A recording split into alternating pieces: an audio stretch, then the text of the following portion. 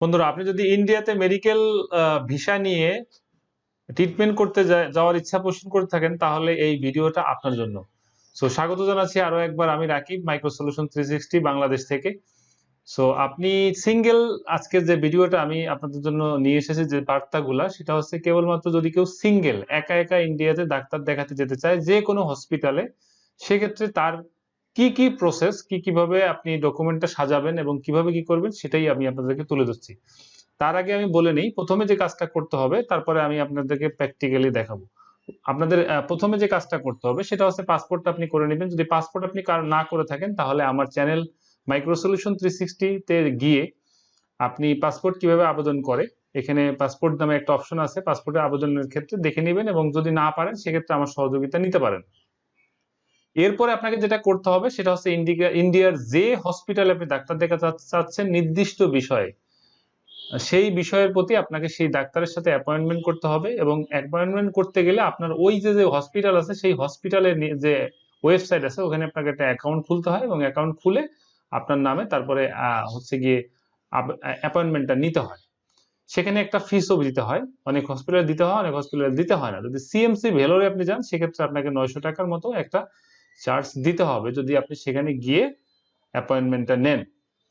Next হচ্ছে আপনাকে যেটা করতে হবে, আপনাকে ভিসার জন্য আবেদন করতে হবে, মেডিকেল ভিসা সিঙ্গেল এন্ট্রি, আপনি একজন যাবেন, সেক্ষেত্রে আমি সেটা নিয়েই কথা বলছি। এরপরে আমি ডাবল এন্ট্রি, মানে আপনার সাথে যদি আরো একজন ব্যক্তি যায় আপনার সাথে, যে সহযোগী হিসেবে, তারটা কিভাবে সেটা আমি আপনাদেরকে পরে দেখাবো, আর একটা ভিডিওতে দেখাবো।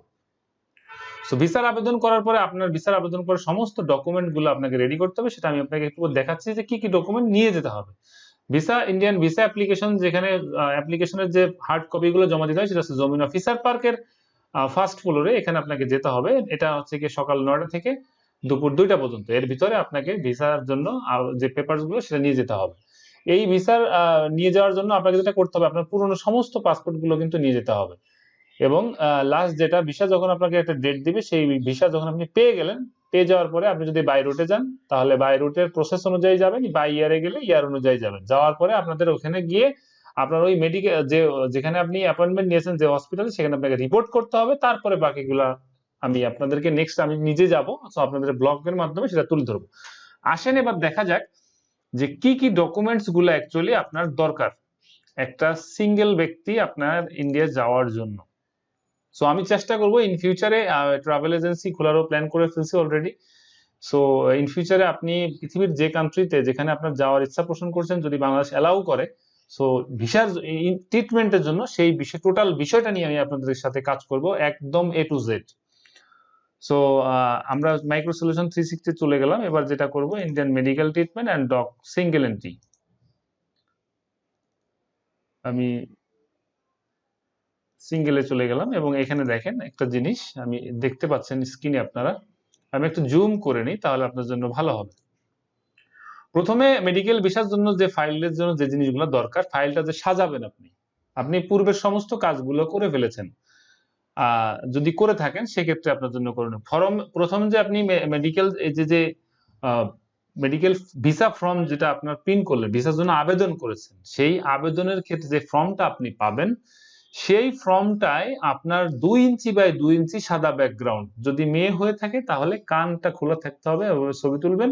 আপনি অবশ্যই যে ইয়াতে ফটো, মানে যেখানে আপনি ছবিটা তুলবেন, স্টুডিও, তাদেরকে বলে দিবেন যে ইন্ডিয়ান ভিসা, মেডিকেল ভিসার জন্য আবেদন করছি।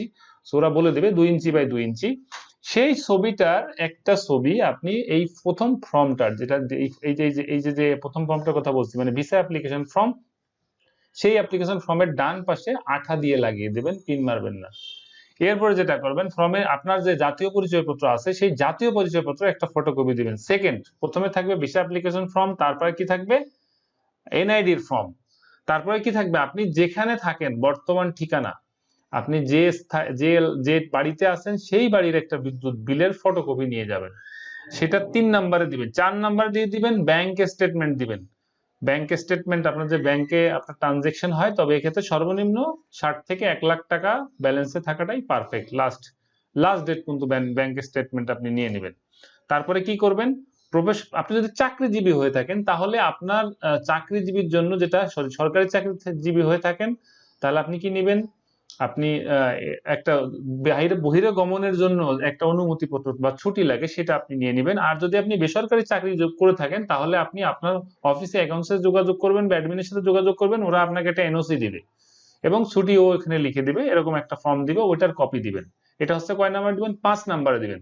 6 নাম্বারে দিবেন যে ইন্ডিয়া যে হসপিটালে আপনি অ্যাপয়েন্টমেন্ট নিয়েছেন, সেই হসপিটালের যে অ্যাপয়েন্টমেন্ট লেটার, যে আপনার সাপোজ 2 তারিখে অ্যাপয়েন্টমেন্ট, সেই অ্যাপয়েন্টমেন্ট লেটারটা প্রিন্ট করে আপনি হচ্ছে কি দিবেন এখানে, পরবর্তীতে দিবেন 6 নাম্বারে। এবং 7 নাম্বারে বাংলাদেশে যদি লাস্ট 6 মাসের মেডিকেল কাগজপত্র, মানে আপনি যে বিষয়, যদি আপনি আপনার যদি এরকম স্পাইন প্রবলেম থাকে, তাহলে আপনি স্পাইনের যে কাগজপত্র টোটাল হিস্ট্রিটা আপনাকে নিয়ে যেতে হবে, সেটা একটা কপি আপনি দিবেন কয় নাম্বারে? 7 নাম্বারে।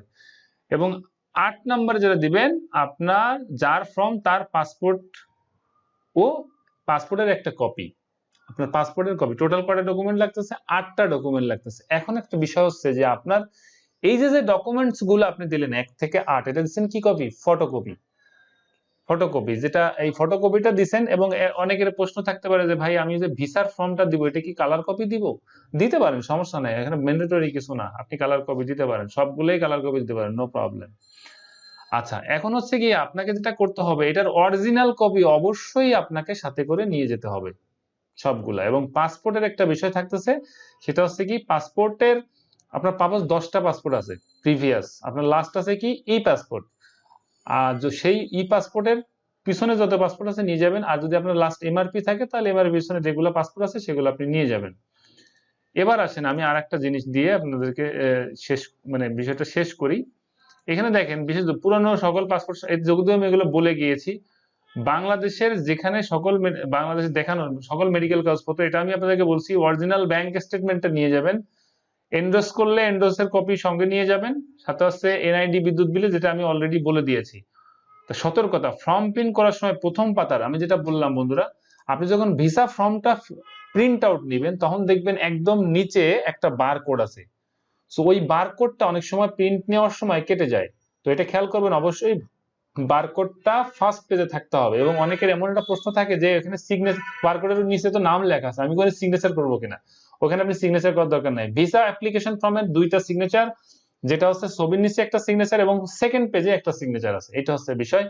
সো বন্ধুরা, আশা করি আপনারা টোটাল এই যে ডকুমেন্ট সাজানোর বিষয়গুলো টোটালি বুঝতে পেরেছেন। যদি এই বিষয়ে আপনার আর কোনো মন্তব্য থাকে বা কোনো জিজ্ঞাসা থাকে, কোথাও যদি বুঝতে না পারেন, অবশ্যই কমেন্ট করে জানাবেন।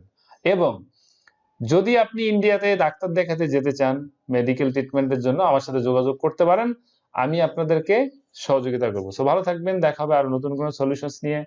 আসসালামু আলাইকুম।